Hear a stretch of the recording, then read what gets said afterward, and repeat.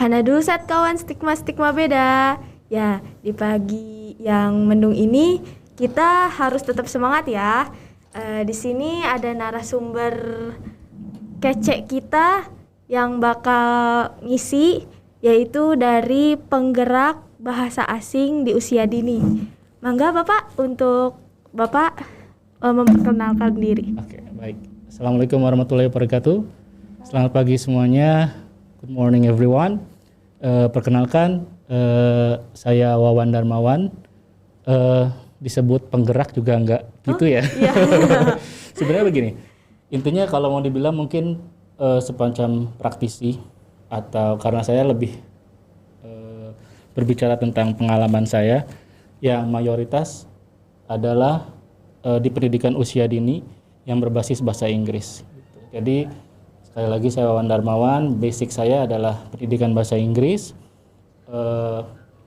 Terus setelah 10 tahun lebih saya berkecimpung di pendidikan usia dini yang berbahasa Inggris dalam artian sekolah internasional atau sekolah nasional plus. Gitu. Jadi kurang lebihnya tahu proses atau progres pendidikan usia dini, urgensinya untuk mempelajari bahasa asing itu seperti apa.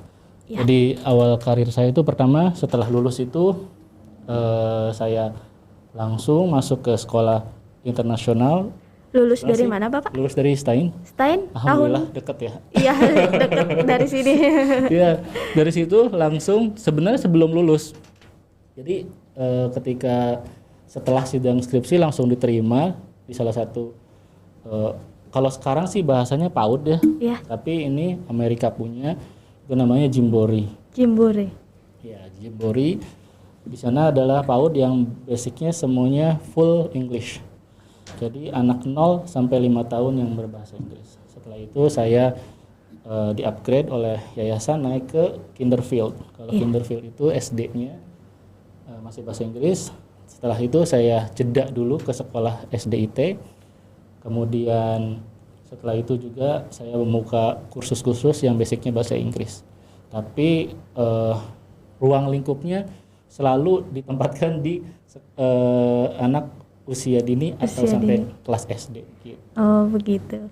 Ya, kayaknya langsung aja ya Pak untuk pembicaraan bahasa Inggris di usia dini. Ya, nah, dari era sekarang nih Pak, untuk era sekarang kan kayak ibaratnya semua harus berbasis bahasa Inggris dan sekarang udah diwajibkan anak-anak itu sudah bisa bahasa Inggris.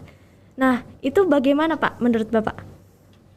Sebenarnya kembali lagi dulu, kita balik lagi ke kita ngobrolin di sini bahasa Inggris, urgensinya apa sih gitu loh? Penting nggak sih ngomongin bahasa Inggris? Karena kalau ngomong diwajibkan atau tidak, sebenarnya tidak.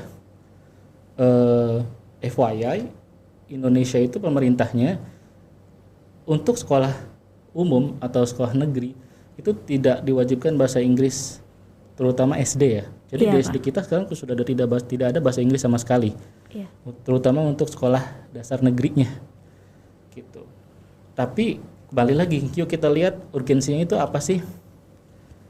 Kita terjun aja dulu sedikit ke lapangan. Contoh kecil aja, kita masuk ke toko-toko, atau saya tuh yang agak sering suka geli adalah kalau masuk ke tempat fotokopian. Iya. Dijual flash disk gitu kan. Tulisannya benar-benar literally PLESDIS gitu kan. Iya. Gitu.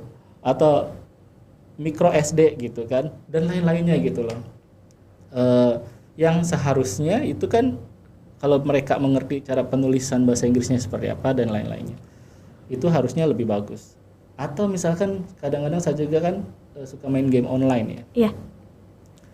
YouTuber game online juga kadang masih agak geli saya dengar bahasa Inggrisnya. Contohnya ada kata-kata seharusnya dibaca mage, tapi mereka bilang mage gitu. Ini magenya gimana sih gitu. Loh, kenapa bilang mage? Tapi kan harus dibaca mage gitu. Orang-orang yang sudah paham sedikit banyaknya bahasa Inggris tuh kadang dengan idealis mereka tuh kadang geli sendiri gitu loh. Nah, itu kan dengan begitu maksudnya begini. Bahasa Inggris itu kan berarti sudah dipakai untuk seharian. Iya, ya, untuk keseharian kita. Iya, di toko, di kita seharian dan lain-lain itu sudah ada gitu, sampai ke online masalah YouTuber dan lain-lain. Permasalahan besarnya adalah timbul pertanyaan, kenapa sih pemerintah kita kok tidak mewajibkan bahasa asing, terutama bahasa Inggris ini sejak sedini mungkin. Saya juga sempat research dan bertanya-tanya sih, kenapa kok pemerintah kita berbeda, bahkan berbeda kebalikan dengan pemerintah Jepang. Perlu diketahui juga bahwa pemerintah Jepang mulai tahun kemarin itu memajukan program kurikulum bahasa Inggrisnya 2019-an gitu. Jadi mungkin Teteh tahu ya, maksudnya di Jepang itu orang kalau ngomong bahasa Inggris aneh-aneh kan? Iya. Cara pengucapannya gitu loh, pronunciation-nya dan lain-lain, orang Jepang itu sangat kaku sekali. Kalau kita mungkin bisa dibilang kurang lah. Nah itu kenapa? Karena mereka sendiri, orang Jepang sendiri dan pemerintah Jepang sendiri mengakui bahwa mereka mengajarkan bahasa Inggris masuk kurikulum itu SMP. Ya. Jadi mereka sadar sekarang itu bahwasanya bahasa Inggris itu perlu, dan mereka majukan ke SD kelas 3. Kebalikannya di Indonesia, dulu itu masih ada bahasa Inggris di SD. Iya, negeri, saya juga kan? ngalamin di SD. Iya, tapi sudah bertahun-tahun belakangan malah dihapuskan. Sudah tidak ada. SMP itu hanya tambahan, mungkin fokusnya itu di SMA. Iya. Ya mungkin kalau secara kita belajar bahasa Inggris itu kayaknya udah telat banget deh. SMA baru belajar bahasa Inggris gitu kan. Nah, tapi setelah harusnya kita gali dan kita lihat segi perspektif positif dari pemerintah adalah, satu, Indonesia itu luas kan. Iya. Pemerintah itu kurikulumnya itu global secara nasional. Jadi mungkin kalau kita pemerintah mengadakan bahasa Inggris sebagai muatan di kurikulumnya akan memberatkan pada daerah-daerah yang terpencil, gitu kan, yang daerah-daerah yang tidak punya guru bahasa Inggris dan lain-lainnya gitu loh. Tapi harusnya itu dikembalikan kepada otonomi daerah yang memang sekarang masih berjalan kan. Seharusnya daerah-daerah besar dan Cirebon pun harusnya mungkin sudah boleh gitu loh, sudah memberi input kepada sekolah-sekolah yang dari di Cirebon itu, ini bahasa Inggris dimasukkan kepada muatan lokal dan lain-lainnya. Nah itu aja sih. Nah dari kesimpulan itu, karena pemerintah kita juga nggak mewajibkan gitu kan, terus pemerintah daerah juga tergantung pemerintah daerah masing-masing gitu, ada yang peka ada yang enggak gitu kan. Jadi masyarakat sendiri ke depannya yang berpikir dan mencari tahu urgensi bahasa Inggris untuk anak-anaknya sendiri, bukan ya waduh ini di sekolah kita nggak ada bahasa Inggris nih, terus harus bagaimana. Dan dari situ masyarakat pisah-pisah tuh, ada yang pikir penting, ada yang nggak penting, ada yang nanti aja. Nah dari sisi seperti itunya, untuk belajar bahasa Inggris itu harusnya sejak dini atau gimana Pak? Nah kalau seperti itu jadi gini, kita harus punya tahapan-tahapannya dulu. Jadi sebagai orang tua itu ada beberapa tahapan kita tahu, oh ini bahasa Inggris ini penting nih untuk anak kita gitu. Jadi tahapan pertama itu adalah tentukan target atau goals untuk anak kita dulu nih. Goalsnya adalah terutama ya anak kecil itu kan punya cita-cita paling sekitar SD ya. Iya SD. Itu pun masih cita-cita hayalan gitu kan. Masih berubah-ubah. Ya nanti ketika SMP SMA baru agak logika gitu. Nah yang membuild semua itu kan orang tua juga. Nah orang tua itu punya peran penting untuk menentukan goals mereka ke depannya seperti apa. Contoh gini, ada orang tua A, oh saya mau anak saya nanti dari TK, SD, seterusnya sampai lulus sekolah itu adalah di lingkungan berbahasa Inggris, ya, dan diusahakan kerjanya pun di luar negeri yang basicnya bahasa Inggris. Nah, kalau sudah ketahuan goal seperti itu, otomatis harus punya pemikiran bahwasanya bahasa Inggris itu penting sejak dini. Ya, jadi tentukan goalsnya dulu. Parents yang kedua, orang tua yang kedua itu adalah orang tua yang nggak mau sama sekali. Contohnya gini, ya ada orang tua yang menengah ke bawah lah. Mereka akan berpikir, saya kayaknya nggak mungkin deh sekolah di sekolah internasional gitu kan, yang SPP-nya 1 juta ke atas sebulan gitu. Dan di SD saya pasti akan melanjutkan anak-anak saya itu ya udah SD, SMP, mungkin ada yang SMA selesai, kalaupun kuliah terserah mereka gitu kan. Dan di Indonesia itu pasti kepikirannya anak-anak sekolah itu harus negeri. Biasanya kepikirannya seperti itu yang ya, menengah ke bawah iya. Untuk menengah ke atas pasti mereka malah menghindari negeri. Gitu, karena mereka pasti berpikir sih kita punya finance yang bagus, harus punya pendidikan yang lebih bagus lagi juga buat anaknya. Gitu. Jadi itu yang kedua ya, mereka udah nggak punya pandangan lagi bahwasanya bahasa Inggris itu penting karena loh kita hidup aja di kampung, ngomong Inggris sama siapa gitu kan, sekolahnya negeri sampai SMA. Gitu. Ngomong juga pakai bahasa daerah gitu ya Pak. Itu tipikal orang tua yang kedua. Orang tua yang ketiga, sebenarnya seperti saya. Contohnya adalah bahasa Inggris itu penting, tapi nggak untuk saat ini. Mungkin akan bisa dikejar nanti ketika SMA atau pas kuliahnya dia. Iya. Itu pun juga bukan tidak mungkin sih. Kemungkinan besar bisa kalau memang mereka ada bakatnya dan ada kemampuan dan memang nanti ngejar kuliahnya itu ada basic bahasa Inggrisnya dan lain-lainnya gitu. Jadi kembali lagi kalau mau ngomongin mulainya sejak dini bagus apa enggak atau kapan, ya itu pertama tentukan dulu goalsnya itu ya. Untuk anak kita itu maunya apa sih gitu. Untuk kesulitan Bapak nih Pak, mengajarkan anak di usia dini bahasa Inggris itu apa Pak? Untuk mengajarkan bahasa, sebenarnya sih begini. Tadi menyambung ke yang tadi dulu. Kalau goalsnya sudah ada, misalkan ada orang tua murid atau parents yang pengen anaknya itu dari TK, SD, SMP, SMA dan seterusnya itu ke sekolah yang berbasis bahasa Inggris, ya. Terus orang tuanya itu membuat atmosfer atau lingkungan sekitarnya itu berbahasa Inggris pula. Di rumah seperti itu ya Pak? Itu sebenarnya sudah tidak ada kesulitan sama sekali. Yang paling sulit adalah ketika orang tua itu ingin ngejar anaknya bahasa Inggris, tapi dia tidak punya goals dan tidak mencukupi lingkungan itu, atmosfer lingkungannya itu dengan bahasa Inggris. Saya sering sekali nemuin bahwasanya begini, Mister, saya dipanggilnya Mister. Anak murid saya panggil saya, orang tua murid dan anak murid saya panggil saya Mister. Orang tua muridnya bertanya, Mister kan anak saya pengen pintar bahasa Inggris gitu. Saya tanya dulu, sebenarnya sih kebutuhan bahasa Inggrisnya itu apa? Gitu. Kalau sekedar dari mulai grammar, terusnya writing, itu bisa kita kejar tanpa harus ada atmosfer bahasa Inggris. Cuman mostly atau kebanyakan orang tua murid itu kan pengennya speaking, biar bahasa Inggrisnya cas-cus gitu. Iya. Kayak teman-temannya. Sayangnya di rumahnya itu tidak dibiasakan. Dan lingkungannya juga mungkin lingkungan yang bahasa Indonesia. Ibaratnya kadang-kadang ada hal-hal lucu kayak gini. Saya udah capek-capek ngomong full bahasa Inggris ke dia atau apa, tapi di rumahnya bahasa Jawa.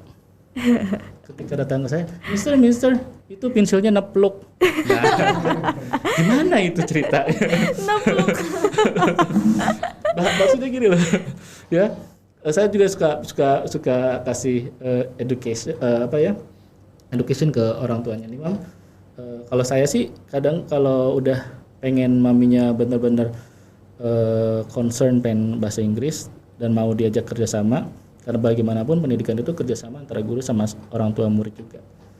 Mam, hari ini misalnya kalau dia ngejarnya speaking ya, Mam, mulai hari ini setiap bangun pagi sapa anaknya good morning. Oke. Terus kalau ngomong anak, bilang ke anaknya beresin itu, jangan bilang itu beresin gini. Tidy up please. Hal sederhana. Jadi kalau orang tuanya sendiri tidak bisa memberikan atmosfer atau lingkungan bahasa Inggris, bahasa asing, itu akan lebih susah lagi. Iya, berarti orang tuanya juga di sini harus paham dan harus belajar lagi ya Pak. Betul. Makanya kalau misalkan oh mami cuma ngandelin saya saja, maaf mungkin bisa, tapi prosesnya akan lama. Jadi kalau ada orang tua yang mengandalkan kursusan saja, orang tua ada mengandalkan guru les saja, itu prosesnya akan panjang dan kemungkinan gagalnya akan lebih besar. Terus kenapa sih kok di luar ada anak-anak yang castis-cus gitu bahasa Inggrisnya? Kembali lagi, lihat orang tuanya berbahasa Inggris tidak. Kedua, lihat sekolahnya. Karena sebenarnya untuk ini fakta yang agak kurang enak sebenarnya. Bahwasanya kursus bahasa Inggris itu sebenarnya sih tidak menjanjikan gitu untuk anak pendidikan usia dini. Dan sebenarnya untuk pendidikan lanjut juga sebenarnya agak kurang. Saya pun kursus jujur aja dari SMP ke SMA itu saya kursus. Tapi saya tidak bisa ngomong bahasa Inggris fluent sekarang. Paling cuma diajarin grammar gitu aja ya Pak? Iya, untuk ngomong itu kan setelah saya lulus, lalu saya masuk ke sekolah internasional. Itu kan it's a must, you have to speak in English gitu. Yes. Ngomong harus bahasa Inggris, itu wajib. Di situ kan kita dipaksa untuk ngomong bahasa Inggris. Nah kalau tidak ada lingkungan seperti itu, sampai kapan gitu mau ngebayangin anak kita bisa bahasa Inggris. Jadi yang terutama adalah lingkungannya. Kesulitan itu ya kesulitan membiasakan saja sih sebenarnya gitu untuk anak-anak. Selain itu mah nggak ada harusnya. Kalau untuk kelebihannya Pak, kelebihan dari anak-anak usia dini bisa bahasa Inggris gitu, kelebihannya apa Pak? Nah sebenarnya di sini balik lagi kita ngomongin urgensi pentingnya belajar bahasa Inggris ya. Kalau ketika kita sudah anak ini sudah harus ngomong bahasa Inggris kan ya Mbak, kita tahu banyak kelebihannya. Satu kelebihannya adalah jelas orang yang belajar bahasa asing sejak dini itu wawasannya akan lebih banyak. Kenapa? Ketika dia belajar bahasa asing sejak dini, lalu di sekolah lanjutnya dia melanjutkan dengan bahasa asing, otomatis dia tidak hanya membuka buku bahasa Indonesia saja. Dia membuka buku bahasa Inggris, membuka browsing internet bahasa lain, ya kan? Lihat YouTube-nya juga bukan YouTube terjemahan Atta Halilintar lagi atau ricis lagi gitu kan. Sudah YouTube-nya sudah YouTube luar. Jadi wawasannya akan nambah sih. Dengan orang yang berbahasa hanya bahasa ibu atau satu bahasa saja. Yang kedua adalah dengan melatih bahasa asing sejak dini itu melatih juga salah satu kecerdasan emosional gitu kan. Ada 8 kecerdasan emosional itu adalah salah satunya kan kecerdasan bahasa. Nah dari sini harusnya ketika kita ada orang tua yang saya mau nih ngajarin anak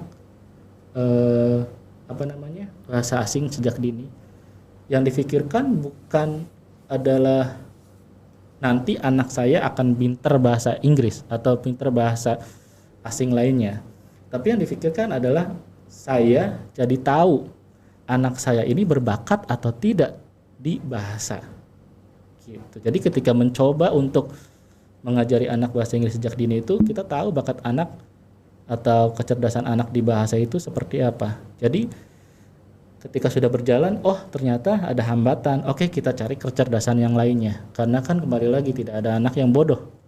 Mesti anak itu punya satu kelebihan di antara 8 kecerdasan itu. Benar Pak.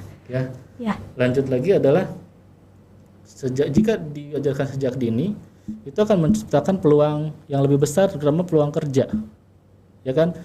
Anak yang belajar asing sejak dini dari TK atau mungkin di bawah TK para sekolah ke SD dan lain-lainnya itu kan otomatis bahasa asingnya lebih lancar kan? Iya. Sementara ini peluang kerja kayaknya salah satu merek kopi, kafe kopi aja yang udah internasional itu salah satu syaratnya kan bisa bahasa Inggris dan harus punya TOEFL kadang biasanya. Itu TOEFL yang sudah kerja kantoran. Iya. Ini untuk jadi waiters di kafe aja kadang harus sudah bahasa Inggris. Nah, kalau tidak dikenalkan sejak dini itu kan akan lebih susah lagi gitu loh. Iya.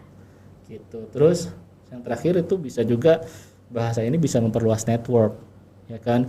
Kalau kita cuma punya bahasa ibu, bahasa Indonesia, kita chat ya paling sama tetangga lagi, sama teman dekat lagi dan sama orang Indonesia lagi. Benar kan? Gitu. Tapi kalau misalnya kita punya bahasa asing, ada tuh grup-grup WA tentang belajar bahasa Inggris, tapi kita bisa ngobrol sama orang India, sama orang Australia, sama orang apa dan lain-lain. Iya. Itu network kita akan lebih banyak lagi. Nah, untuk saran ke orang tua yang ingin anaknya belajar bahasa asing di usia dini itu apa Pak sarannya? Ya, tadi sih kembali lagi harus punya goals dulu. Ya, goalsnya harus jelas. Kita tidak bisa memaksakan goals kita kepada anak-anak kita kalau sarana prasarana atau yang lainnya itu tidak cukup untuk anak kita. Gitu. Terus pastikan pendidikan atau jenjang sekolahnya itu runut dari TK ke SD dan seterusnya itu lingkungannya bahasa Inggris terus. Saya juga kadang-kadang ada yang misalnya anak saya mau diajarin baca kayak reading, ibu mau sekolahnya SD-nya kemana? Gitu. Jadi kalau ketika orang tua itu bilang SD-nya ke antara SD Islam atau nasional, oke, saya ajarin bacanya bahasa Indonesia. Terus Mister kalau misalkan mau ke sekolah internasional atau national plus atau SPK gimana? Ya bisa langsung belajar readingnya bahasa Inggris. Jadi seperti itu. Jadi nanti kelanjutan pendidikannya apa nih? Gitu. Ada juga misalkan yang SD, selanjutnya apa nih Mister gitu. Saya mau SMP-nya di SMP. Kalau lanjutnya SMP-nya itu misalkan ke SMP bahasa Inggris lagi nggak masalah. Misalkan SMP-nya kita udah nggak bisa nih di bahasa Inggris, maunya ke SMP negeri lagi. Sebenarnya sayang karena basic anak SD bahasa Inggris yang sudah lancar itu masuk ke SMP biasa itu mesti akan luntur. Jadi mau nggak mau satu ambil kursus kalau bisa yang agak setiap hari bahasa Inggrisnya, jadi bahasa Inggris dia tuh nggak hilang-hilang banget gitu. Masih diterapkan ya Pak? Masih diterapkan, jadi seperti itu. Terus balik lagi nggak ada kursus yang instan. Benar. Nggak ada, saya agak kurang percaya sama kursus yang 3 bulan lancar bahasa Inggris gitu. Jadi atau 1 bulan bisa bahasa Inggris. Saya aja ngajar baca 3 tahun loh. Untuk ngajar anak bisa baca bahasa Inggris itu 2-3 tahun. Kalau anaknya itu cerdas 1 tahun. Jadi sudah siap masuk ke sekolah SD yang berbasis bahasa Inggris. Gitu. Last but not least itu kan kembali lagi ke atmosfer lingkungannya. Iya. Jadi ketika ada orang tua, saya mau anak saya penting nih pendidikan usia dini, saya mau mendidik dia dengan bahasa asing dari sekarang. Berkaca dulu lihat, sayanya sudah belum menggunakan bahasa Inggris. Kalaupun saya belum, lihat tetangga-tetangga sekitar pakai enggak. Wah, saya enggak, tetangga sekitar enggak, tapi saya bisa sekolahin ke sekolah internasional atau lain-lainnya, jalan bisa. Iya. Tapi kalau orang tuanya enggak, tetangganya enggak, sekolahnya negeri, itu berat sekali untuk anaknya. Gitu. Terakhir banget adalah jangan putus asa kalau misalkan berarti pendidikan bahasa asing itu harus sejak dini ya. Kalau nggak dari kecil banget akan susah banget ya. Nggak juga sebenarnya. Bisa kok nanti dikejar di SMA-nya atau pas lu kuliahnya dan lain-lainnya, dan akan jadi mahir juga gitu. Cuman stepnya aja yang agak berbeda gitu. Contoh kecilnya seperti YouTuber kita misalkan Jerome Pauline yang di Jepang bisa bahasa asing, dia nggak dari bayi diajarin bahasa Jepang kan. Atau dari kecil bahasa Jepang kan enggak. Setelah SMA dia baru belajar kan mungkin bahasa Jepang itu dan lu kuliah dan bisa kuliah di Jepang itu kan. Jadi sebenarnya pun jangan berputus asa untuk yang tidak bisa mendidik anak bahasa asing dari dini gitu. Kalau anak itu punya kecerdasan bahasa itu akan tetap ada dan bisa kapanpun itu gitu. Untuk metodenya gimana Pak untuk mengajarkan anak usia dini? Iya. Itu. Jadi ya kalau udah ada yang memutuskan, ya udah deh. Tadi kan udah saran-sarannya nih. Sekarang saya mau langsung ngajarin anak saya belajar bahasa asing sejak dini. Yang pertama di sini ada catatan itu dari bayi sampai umur 2 tahun itu sekitar 2 tahunan ya. Mulailah diajarkan simple conversation. Yang tadi lah. Hi, good morning, hello, gitu. Are you okay? How are you today? Gitu kan dia jawab I'm fine, bla bla bla gitu. Jadi yang jawaban singkat itu sudah mulai didengarkan sejak dia 0 sampai mulai berbicara. Jadi sudah terbiasa dengan bahasa-bahasa kecil dulu ya Pak? Jadi dan juga nanti sistem pendidikannya itu di rumah didiskusikan. kalau memang anaknya mau satu bahasa asing aja, oke, orang tuanya berarti dua-duanya harus ngomong ke dia bahasa Inggris. Iya. Tapi mau anak saya mau jadi bilingual nih, ya sudah, bapak ngomong dia bahasa Indonesia full, ibu ngomong ke dia bahasa Inggris full. Iya. Jadi nanti ada one time dia tahu, oh saya harus ngomong ke ibu itu, can you help me? Tapi kalau ngomong ke bapak, Pak bisa nggak sih Pak minta tolong? Jadi dia tahu ritmenya seperti itu. Satu simple conversation di usia segitu. Di usia selanjutnya adalah umur 3-4 itu mulai dikenalkan dengan vocabulary. Vocabulary itu bisa pakai flashcard, lihat video gitu kan, sekarang udah banyak ya video-video bahasa Inggris dari native gitu dan lain-lainnya. Dan lanjut lagi di usia selanjutnya itu yang saya sendiri sekarang gelutin itu dari 4 sampai 6 tahun ya udah masuk ke reading and writing. Belajar baca sama tulis untuk persiapan masuk ke SD-nya nanti. Gitu. Dan selanjutnya sudah masuk SD barulah di sana ada literasi, ada grammar, ada structure dan lain-lainnya. Kurang lebih sih urutannya seperti itu. Tapi juga nanti itu ada kekurangannya sih. Kalau misalkan kita ngikutin ini banget tuh, soalnya ada satu case misalkan ini sudah semua dilakukan. Anaknya itu benar-benar bisa bahasa Inggris sejak kecil. Sayangnya tadi kan goals sekolahnya itu enggak itu, dia masukkan ke sekolah umum. Nampaknya jadinya apa? luntur ya? Bukan. Anaknya itu minder. Oh, minder. Di sekolah umum kan bahasa Indonesia. Iya. Dianya bisa bahasa Inggris, dia nggak ngerti apa yang temannya ngomongin. Cuma sedikit saja yang dia bisa omongin. Nah itu makanya pentingnya goals orang tua itu, anak saya ke depannya mau di mananya itu. Ada juga yang sudah di sekolah internasional tanya ke saya, Mister nanti dia sekarang misalkan kelas 2. Kelas 2 SD? SD. Misalkan saya mau kelas 3-nya atau kelas 4-nya mau dipindahin ke SD biasa. Kasihan saya bilang, ini anak udah nggak bisa ngomong bahasa Indonesia. Keadaannya anaknya kebalik. Dia tidak bisa ngomong bahasa Indonesia, even hal-hal sederhana itu. Sendok dia nggak tahu. Oh. Ya, hal-hal sederhana piring apa segala macam. Padahal masih diamnya di Cirebon ya. Karena dia fullnya itu fokus sama sekolahnya full Inggris, kakaknya ngomong Inggris gitu kan, ibunya juga ngomong Inggris dan jarang kayaknya keluar gitu loh, jadi full ngomong Inggris, makanya kasihan ke anaknya sebenarnya. Jadi akhirnya balik lagi lah ke sekolah tersebut gitu. Balik sebenarnya, makanya semuanya itu ada positif dan negatifnya sih, tapi kita harus lebih tahu dulu sih, kembali lagi ke niat goals yang pertamanya tadi.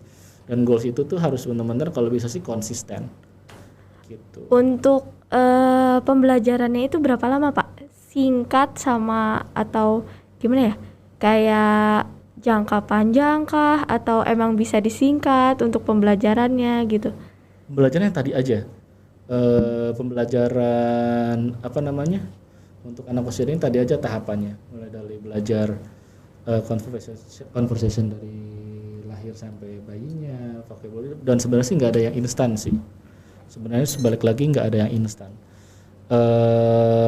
Biasanya tuh akan cepat menyerap itu ketika masuk SD, dan SD-nya itu masuk ke SD yang berbasis bahasa asing seperti itu. Metode yang paling tepatnya itu biasanya apa Pak yang dipakai? Yang bakal sukses gitu Pak? Wah, nih anak bisa nih sampai ke dunia kerja dia nerapin bahasa Inggris gitu. Untuk metodenya gitu. Kalau untuk dari Dini sendiri, ya tadi itu kita bisa pakai flashcard, kita bisa pakai video, kita conversation langsung. Tapi pada intinya adalah ciptakan atmosfer yang bagus aja untuk anak itu, ya, dari orang tuanya, lingkungan dan sekitarnya itu. Kalau sudah bagus itu metode apapun pasti bagus. Kalau di saya sendiri untuk satu sih metode itu gini, satu practical lesson based on habit, jadi pakai conversation sehari-hari. Kedua flashcard tadi ya. Iya. Ketiga untuk baca, reading itu saya sendiri mengajarkan anak reading itu pakai phonics dan sedikit metode Montessori gitu. Jadi terus details yang lainnya sih setelah baca itu akan jalan sendiri kok, naturally gitu. Kalau misalnya nih Pak, kita nggak jatuhnya ke usia dini ya Pak. Kayak misalnya usia saya lah yang udah ibaratnya udah tua. Saya mau belajar nih bahasa Inggris, apakah bisa singkat atau hanya wah susah nih gitu? Oh iya, itu nanti maksudnya ke hambatan-hambatan ya? Oh hambatan. Iya, hambatan-hambatan yang nanti